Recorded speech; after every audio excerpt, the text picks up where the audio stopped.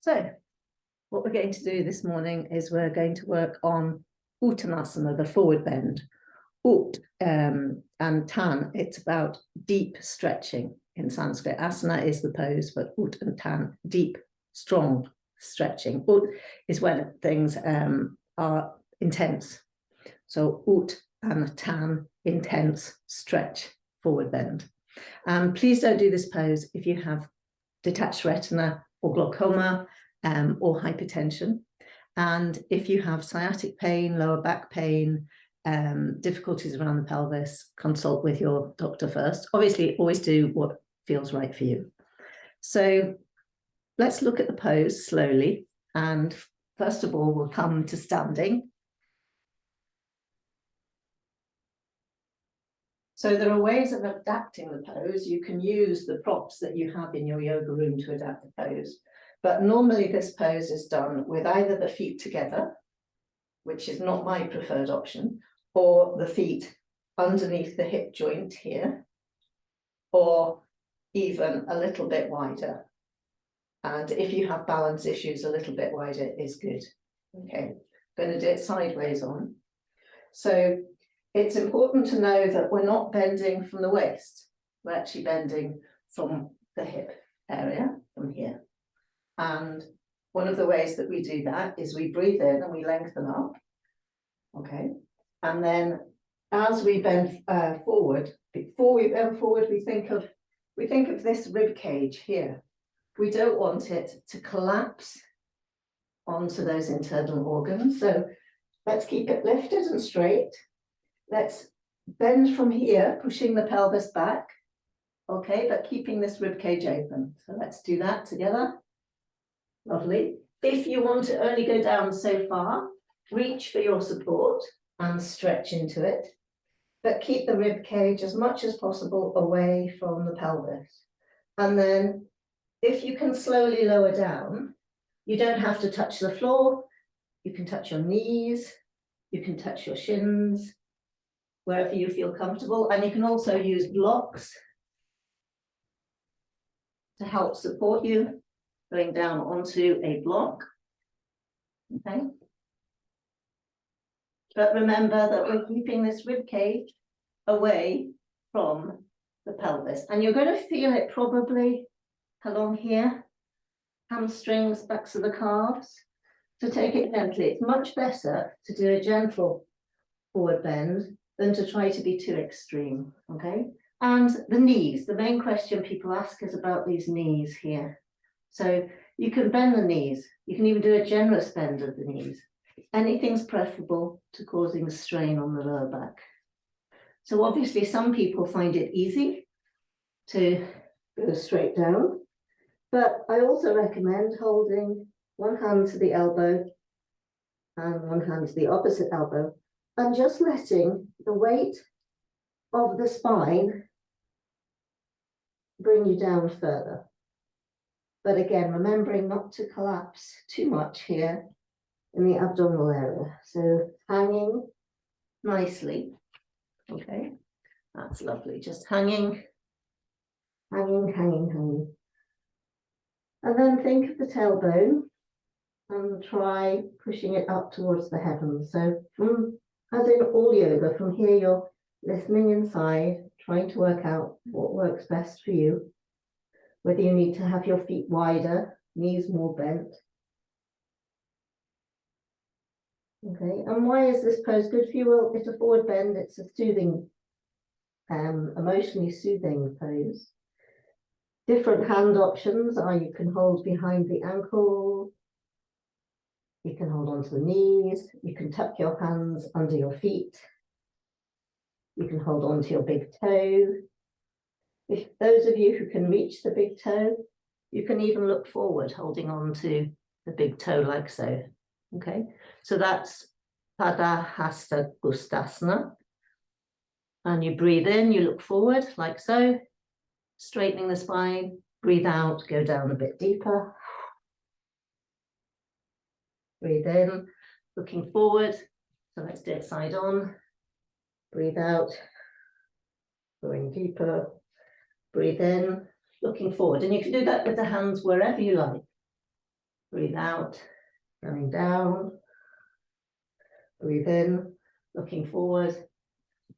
And breathe out, going down. So let's hang on to the elbows for a moment. Remember, you go down as far as is comfortable, okay? You don't feel like going down a long way because this area is hurting or your back's hurting. Just do it gently. You could even cross the hands onto the knees, okay? The main thing is extending that back, not making it nice and long, because we're deliberately opening out the back of the discs in the spine, all the muscles that run along the spine, stretching, opening, at the moment opening tremendously the kidney area, breathing into it.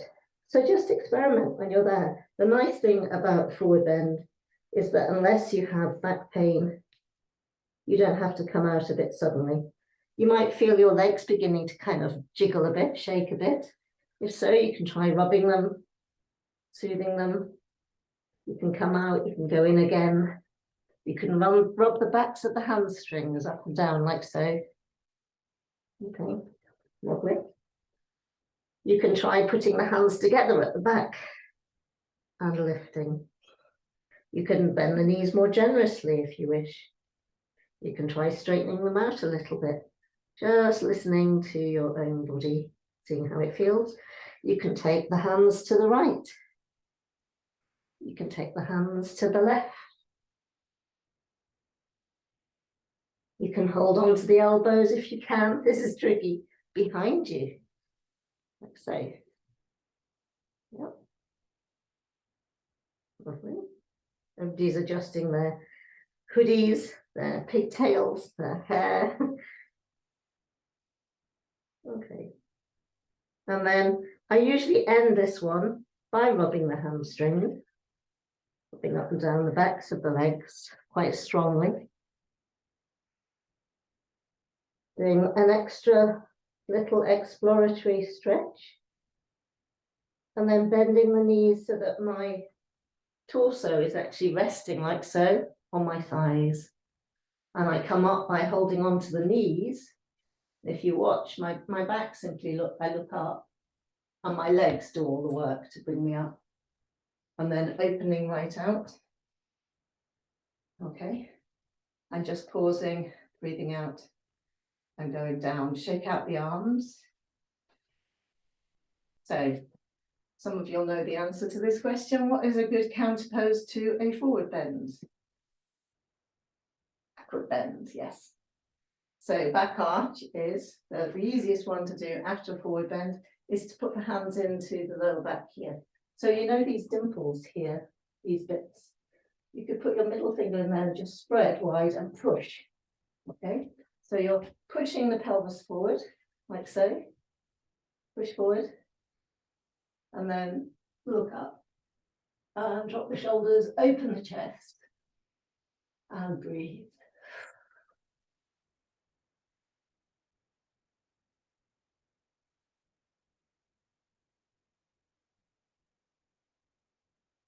If you start to feel dizzy, come forward, rest a moment. Drop the head, chin to chest, just pause and breathe. If you start to feel really dizzy, hold on to something, the wall, the chair, sofa, anything nearby. Preferably not somebody else who's in the pose, because you might make it topple. Rub the lower back a little. Nice, with fists, rubbing in. Okay, and because we stayed down in that forward bend rather a long time, I would go back into another back arch. So opening out here, taking the shoulders back, opening the throat area. I'm resting my head on my upper back and pushing the pelvis forward. Strong back arch. So this is an instinctive stretch when you've been driving in a car for too long. People get out of the car and go, oh dear, my back. So, and you can even try a little swing from side to side. Okay, so I'm going to do that front one so you can see. You can try swinging a little, feeling into it as you do it. So this is compressing the discs that we've just been using. Okay, can you do a little bit more? That's it. A little bit more. It's not easy. It looks easy. but it's not.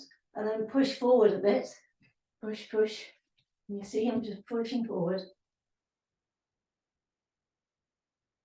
And then eventually coming down to what we call the ragdoll, where we just flop a little and swinging around a bit, just exploring how you feel, moving the arms. Can you see what my shoulders are doing? An exploratory ragdoll. And you can move the hands backwards and forwards through the feet.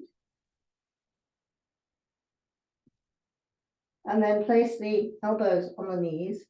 And really that's the whole sequence for beginning to work on the forward bend. So I'm going to end the recording session there. I'm going to continue doing some yoga, but we'll end there. The only little tip, well, there were quite a few tips I didn't manage to fit in, but in the forward bend, sometimes it's quite useful with thighs to move them inward in the forward bend as you go down. It'll open out the back of the pelvis and help you go deeper into the pose. Good luck with that. If there's any questions, post them in the comments. And I hope you have a good rest of your day.